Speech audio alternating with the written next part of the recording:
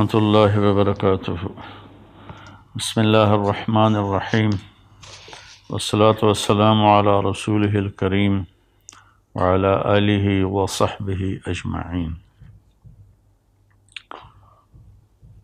17 رمضان المبارک شب جمعہ تھی، اور زمانہ تھا حضرت علی رضی اللہ تعالیٰ عنہ۔ آپ کی خلافت کو 5 سال کے قریب ہونے والے تھے، 4 سال 9 ماہ ہے۔ تو آپ گھر سے نکلے تو آپ نماز کے لیے اٹھاتے تھے لوگوں کو، الصلاۃ الصلاۃ الصلاۃ۔ جب مسجد کے دروازے میں داخل ہوئے تو وہاں خارجی عبد الرحمن بن ملجم چھپا ہوا تھا۔ اس نے آپ پر سیدھا وار کیا، جو ایسے پیشانی کو چیرتا ہوا سر میں اتر گیا، اور آپ کی داڑھی خون سے بھر گئی۔ تو میں قربان جاؤں اہل بیت کے اخلاق۔ لوگوں نے جب اسے پکڑ لیا تو آپ نے فرمایا کہ احسنوا نزلہ، یہ مہمان ہے، اس کا اچھی طرح اکرام کرو، اور اکرموا نزلہ واحسنوا مثواہ، کہ اس کا اکرام کرو، اسے اچھا کھانا کھلاؤ، اور اس کو اچھا بستر دو نرم، اور میں زندہ رہا تو میں خود فیصلہ کروں گا کہ میں نے اسے چھوڑنا ہے، معاف کرنا ہے یا قتل کرنا ہے، اور اگر میں شہید ہو گیا تو میرے بعد تمہیں اجازت ہے، چاہو تو معاف کر دو تو اچھی بات ہے، ساتھ یہ بھی فرمائے، اور چاہو تو قتل کرو۔ پھر قتل اس طرح نہ کرنا کہ اس کے ناک کاٹو، کان کاٹو، زبان کاٹو، ہاتھ کاٹو، پاؤں۔ اقتلوہ قتلتی، جیسے اس نے مجھے قتل کیا، میرے سر پہ تلوار ماری، تم بھی ایک تلوار مار کے اس کا کام تمام کر دینا۔ یہ اس کے بارے میں وصیت ہو رہی ہے جو جان لے گیا۔ حضرت زینب رضی اللہ تعالیٰ عنہ علیہ السلام، ان کو اپنے والد کے علم سے فصاحت ملی، جو فصاحت میں ان کا کوئی ثانی نہیں ہے، جتنی کو مشہور خواتین سامنے آئی ہیں یا پڑھی ہیں۔ حضرت زینب رضی اللہ عنہ علیہ السلام جیسا کوئی خطابت میں نہیں تھا عورتوں میں۔ تو وہ روتی ہوئی آئیں تو وہ امیر المومنین، ہائے امیر المومنین، تو وہ کم بخت کہنے لگا میں نے امیر المومنین کو نہیں مارا، میں نے علی کو مارا ہے۔ پھر وہ تسلی کے لیے اپنے باپ کو تسلی دینے لگیں، تو پھر وہ بولا جتنی مرضی تسلیاں دے لو، یہ نہیں بچے گا، اس تلوار کو 1 مہینہ میں نے زہر میں ڈبو کے رکھا ہے، اس کا ایک ہی وار سارے جسم میں زہر کو پھیلا دیتا ہے۔ یہ سب کچھ سننے کے بعد حضرت علی فرماتے ہیں احسنوا نزلہ واکرموا مثواہ، کہ اس کی مہمان نوازی اچھی طرح کرو، اور اس کی رہائش کے لیے اچھا انتظام کرو، اچھا بستر بچھاؤ۔ آپ اندازہ لگائیں کہ کہاں تک اخلاق پہنچے ہوئے ہیں۔ ہم اختلاف رائے کرتے ہیں تو ایک دوسرے کو گالیاں دینے لگ جاتے ہیں، اور یہاں یہ ہو رہا ہے کہ وہ قاتل ہے اور آپ اس کے لیے فرما رہے ہیں اکرام کرو، کھانا کھلاؤ، پانی پلاؤ۔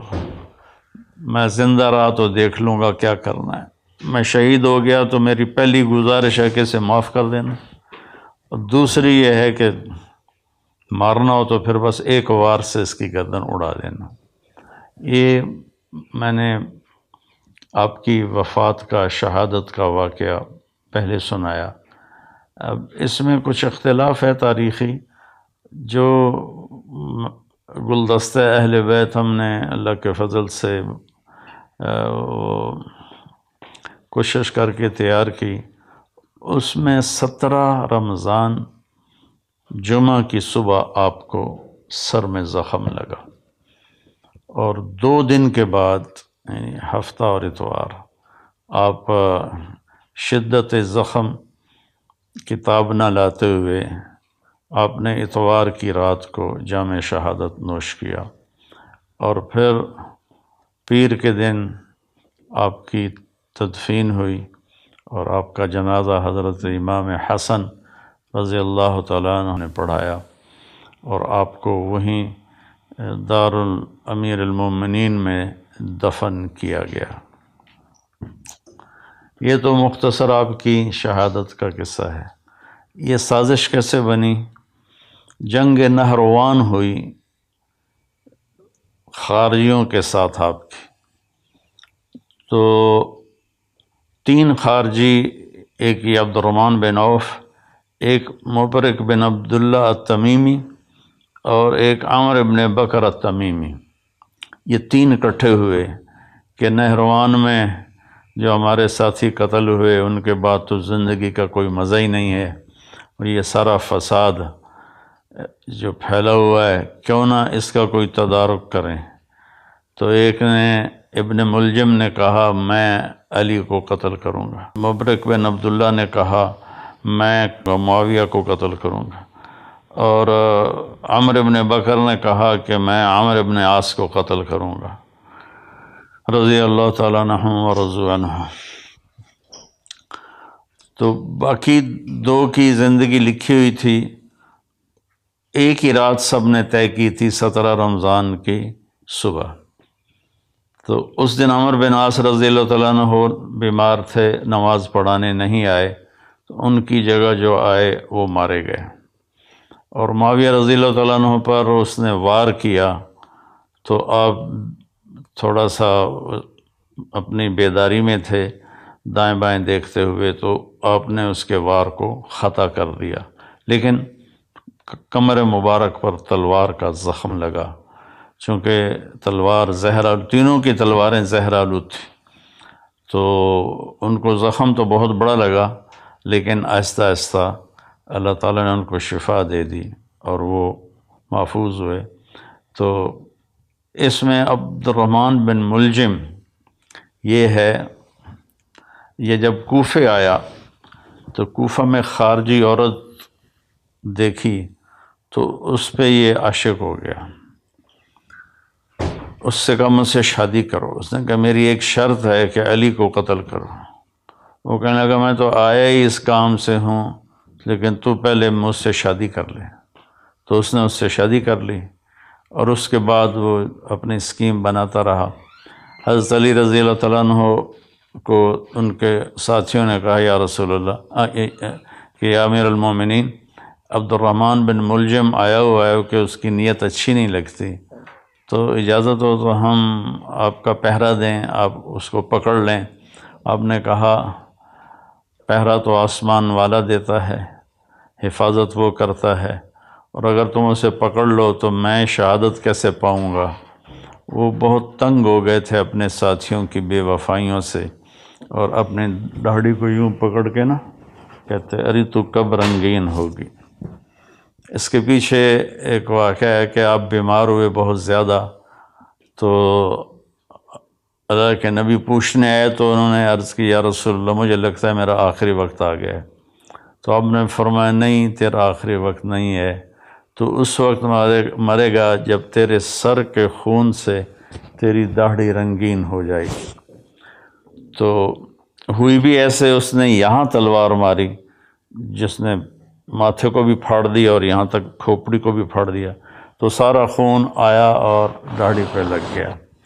تو اتنا تنگ ہو گئے تھے زندگی کے آخری ایام میں اپنے ساتھیوں سے کہ بے وفا غدار بہت زیادہ ہو گئے تھے، اور تو آپ نے اپنی داڑھی مبارک کو یوں پکڑتے تھے، پھر کہتے متا تخزب، ارے تو کب تو رنگین ہوگی، تو کب رنگین ہوگی، یہ اس کو بار بار کہتے تھے۔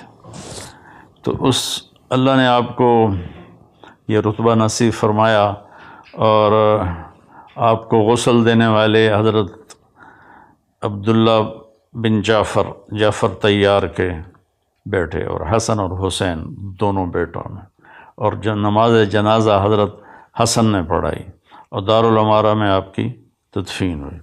آپ کے 2 بھائی طالب، عقیل، 3 جعفر۔ طالب سب سے بڑے تھے، جس پر والد کا نام ابو طالب بنا، اور اس کے بعد تھے عقیل، اور اس کے بعد تھے جعفر جو موتا کی جنگ میں شہید ہوئے، اور حضرت علی رضی اللہ تعالیٰ عنہ سب سے چھوٹے تھے۔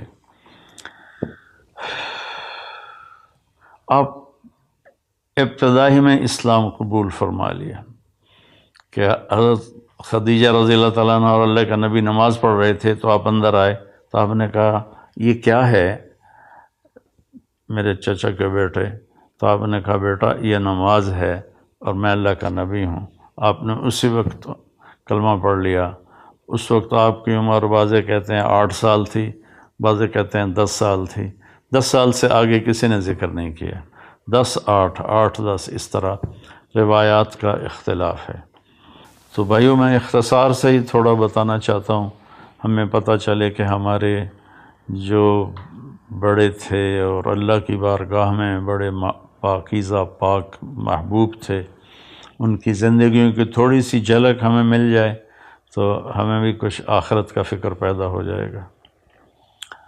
تو جب آپ نے ہجرت فرمائی تو آپ نے حضرت علی کو اپنے بستر پر لیٹایا کہ تم یہاں لیٹ جاؤ، اور یہ امانتیں ہیں، یہ لوگوں کے حوالے کر کے پھر تم بھی مدینے آ جانا۔ تو اس رات قریش مکہ نے آپ کو قتل کرنے کی سازش تیار کی تھی۔ آپ باہر نکلے اور مٹی اٹھا کے یوں پھینکی، وجعلنا من بین ایدیہم سدا ومن خلفہم سدا فغشیناہم فہم لا یبصرون، سورہ یاسین۔ ہم نے آگے بھی دیوار بنا دی، پیچھے بھی دیوار بنا دی، اور ان کو ہم نے اندھا کر دیا، وہ دیکھنے کے قابل نہ رہے اور آپ نکل گئے۔ تو شیطان نے نعرہ لگایا کہ تمہارا آدمی نکل گیا، تو انہوں نے ایسے گھر میں نظر دوڑائی تو صحن میں آپ سر پہ چادر اوڑھ کے لیٹے ہوئے تھے۔ ستمبر کا مہینہ تھا، گرمی ہوتی ہے، لیکن اپنے چہرے کو چھپانے کے لیے آپ نے اپنے اوپر چادر اوڑھی ہوئی تھی۔ اور صبح جب ہوئی اور آپ اٹھے تو قریش مکہ نے آپ کو پکڑ لیا اور مارنا شروع کیا کہ کدھر ہے محمد؟ آپ نے فرمایا میں تو تمہارے سامنے یہاں لیٹا ہوں، مجھے کیا پتا کدھر ہے؟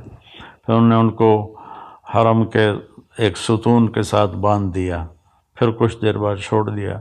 3 دن میں آپ نے امانتیں واپس کیں، اور اس کے بعد آپ چھپتے چھپاتے جب مسجد قباء پہنچے، جہاں قباء کی وادی ہے، تو آپ کے پاؤں مبارک بالکل تر بتر ہو گئے تھے خون سے، کنکریاں چپ چپ، جوتا بھی نہیں تھا پاؤں میں، کنکریاں چپ چپ کے 7 راتوں اور 7 دن کا سفر ہے۔ تو آپ کے پاؤں کے زخم بہت تکلیف دینے لگے۔ تو جب آپ قباء پہنچے تو اللہ کے نبی نے فرمایا علی کو بلاؤ، کہا جی وہ تو چل ہی نہیں سکتے اب۔ پھر آپ خود تشریف لے گئے، ان کے پاؤں کو دیکھا تو آپ رونے لگے۔ پھر آپ نے ایسے اپنا لعاب نکالا اور یوں کر کے لگایا ایک پاؤں پر، اور پھر لعاب دوسرے پاؤں پر، تو ایک دم سارے زخم ٹھیک ہو گئے اور آپ اللہ کے فضل سے شفا یاب ہو گئے۔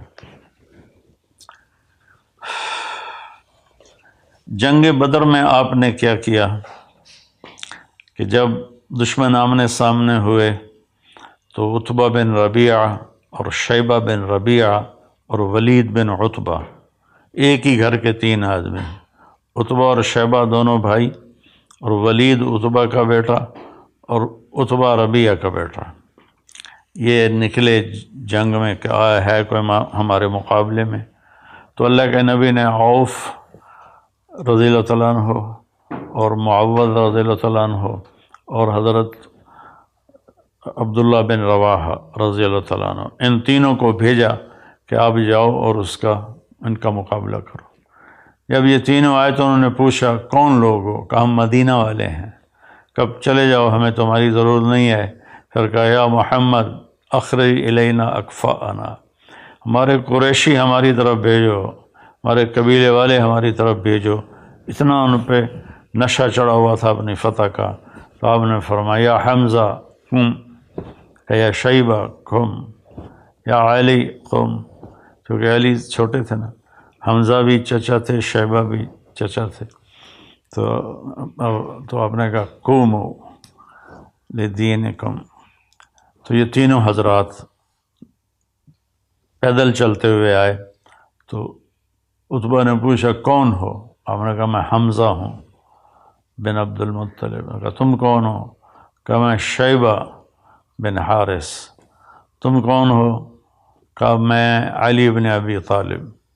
کہنے اب مقابلہ ٹھیک ہے. تو تینوں نے ایک دوسرے پر وار کیے.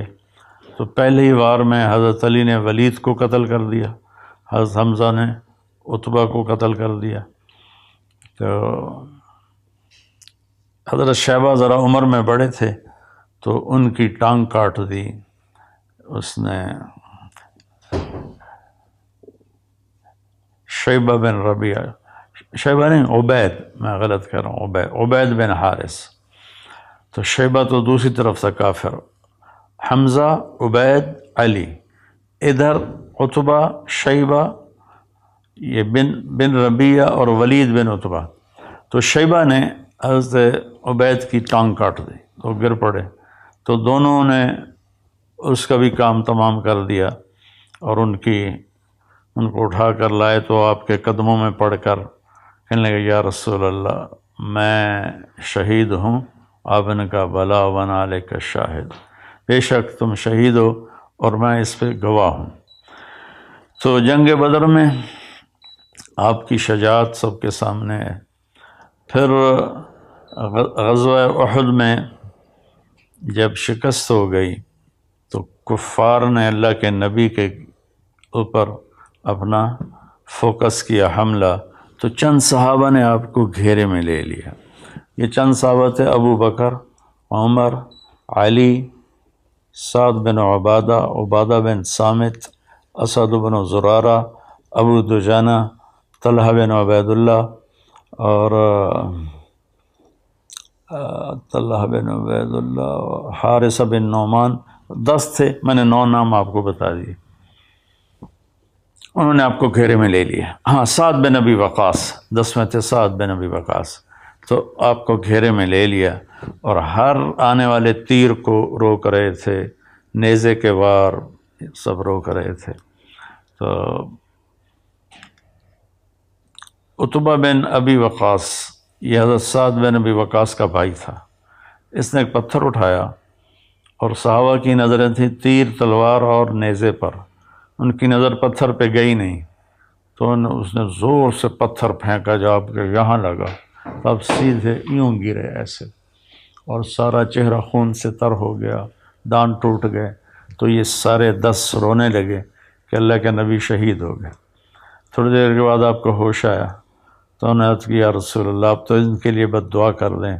تو آپ نے فرمایا اللہم اغفر لقومی فإنہ لا یعلمون، اے اللہ میری قوم کو معاف کر دے، یہ مجھے جانتے نہیں ہیں.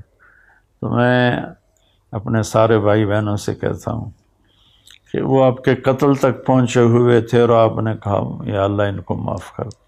ہم چھوٹی چھوٹی باتوں پر آپس میں لڑ کے ایک دوسرے کے اوپر ایسی گالیاں اور الزام اور تہمتیں، اللہ تعالی ہمیں اخلاق دے.